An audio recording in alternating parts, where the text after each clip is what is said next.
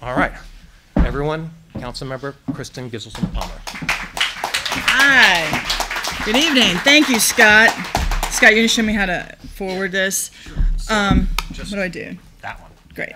Great. So when Scott first told me about this, I was thrilled. And he also told me about that wonderful Amsterdam story, which is something that I know can happen, and I know can happen here, and I hope can happen here. It's my fervent hope that can happen here. And I think that's really kind of the spirit of this. And so he just wanted me to make some opening comments. But I really wanted to kind of frame it because I'm not going to be here for the whole conversation, right? That has to happen behind me with the people because I think it's really important to hear stories from other places across the country. And I thought that was such a wonderful idea. It's good for us to learn, but I also think it's good to know what has happened. And so I just want to give you kind of a little blurb about what I've been doing in 3 years and how interesting this job has been. And I think it's really important to note, too, that first, I'm a New Orleanian. And, you know, I grew up, like many of you, going to bars and listening to music. I mean, I grew up at Le Bon Ton, and I grew up going to Benny's.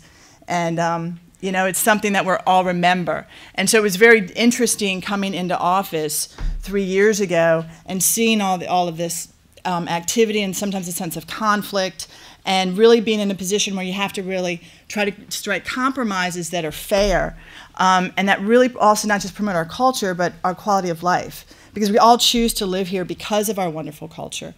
And we don't have to be at odds, but because, and I think Scott alluded to it, that lack of enforcement has often led us to odds. And that lack of enforcement has also led us to levels of distrust that I don't think need to be there. And so I just want to applaud Scott for giving us this.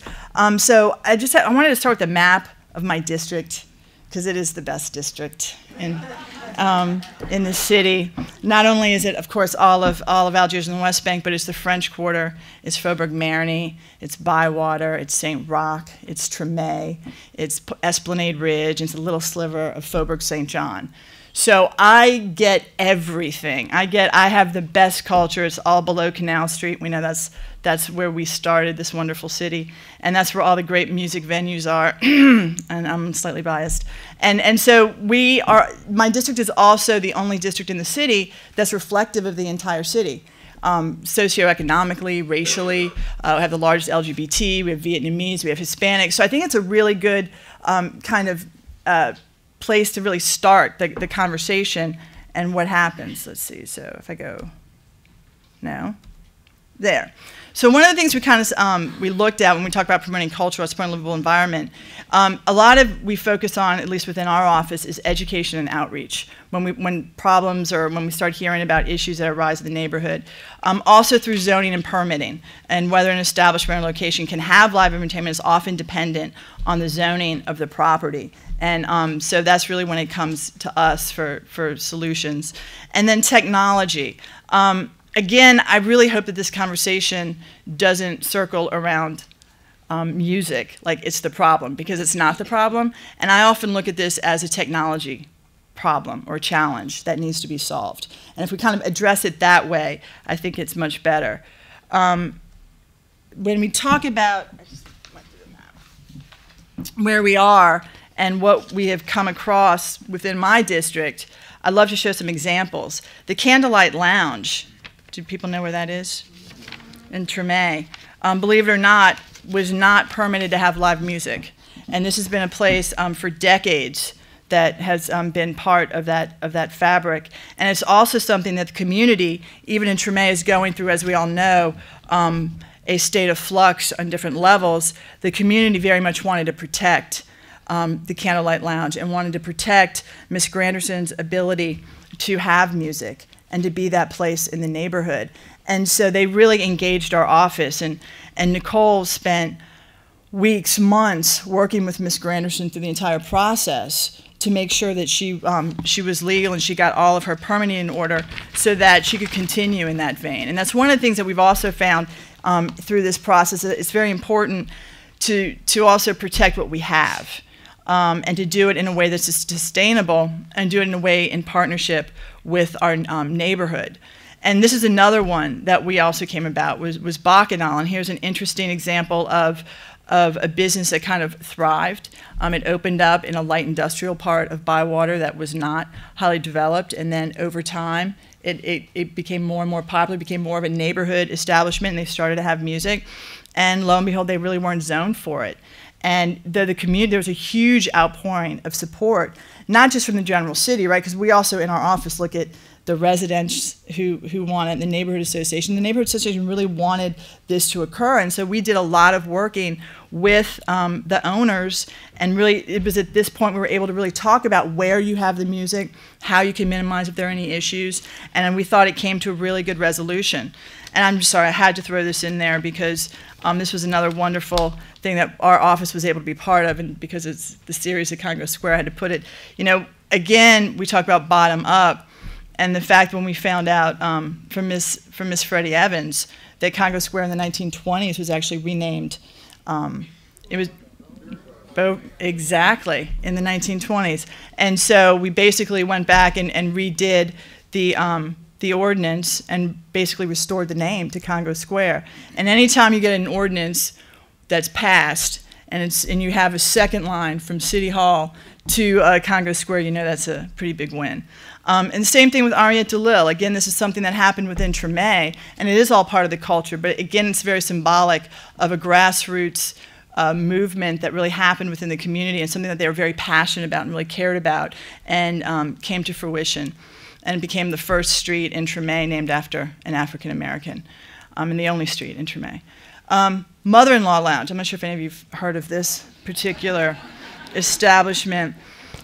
Not allowed to have music in the city of New Orleans, and we lost an icon with this, and then we were so thrilled when Mr. Ruffins wanted to reopen this establishment, and especially at this location.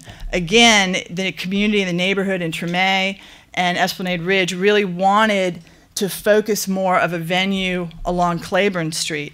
And so this was a very big working with the neighborhood, making sure that it would be great, and I can't tell you, there was not one letter of opposition for this particular place.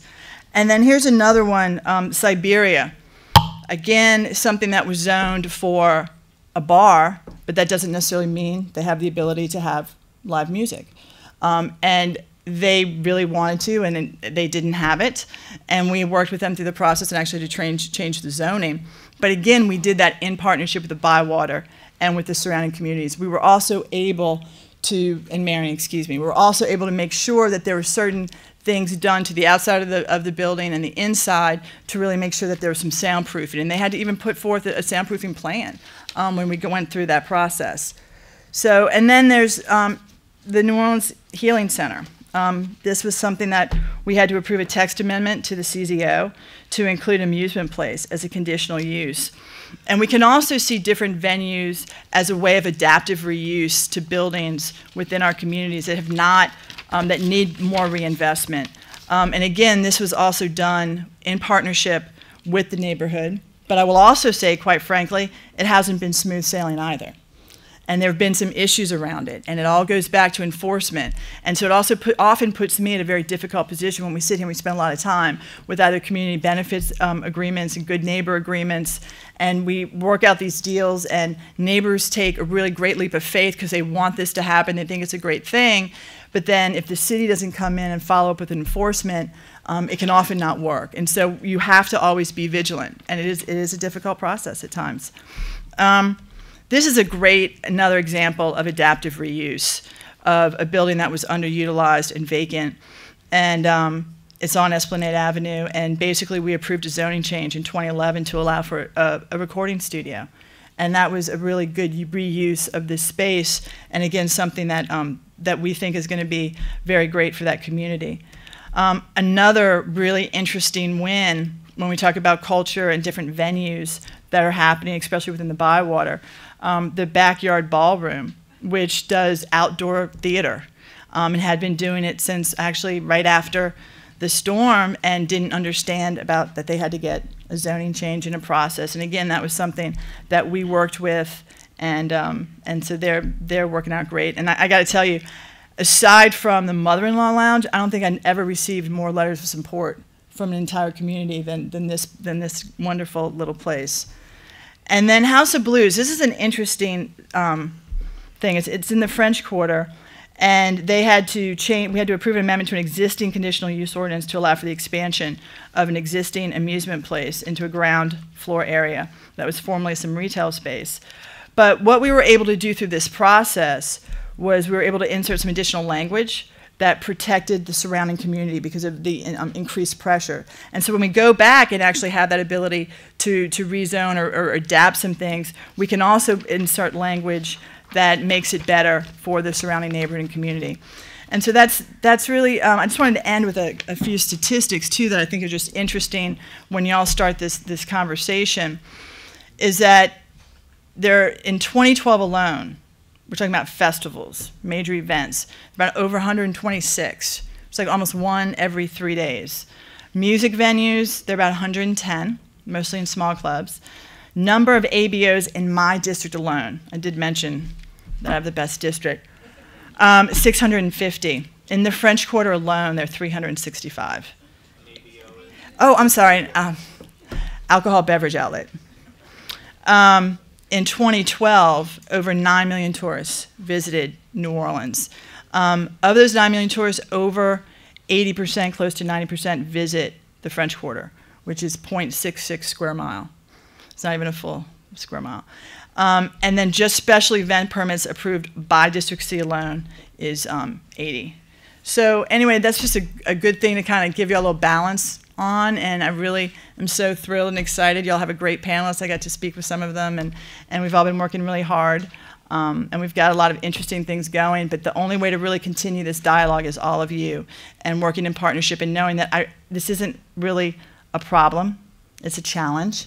And I think this city is well positioned to figure it out, but we can only do it in partnership moving forward, because we do have to protect our culture and our identity, because that's really what defines all of us. So thank you so much.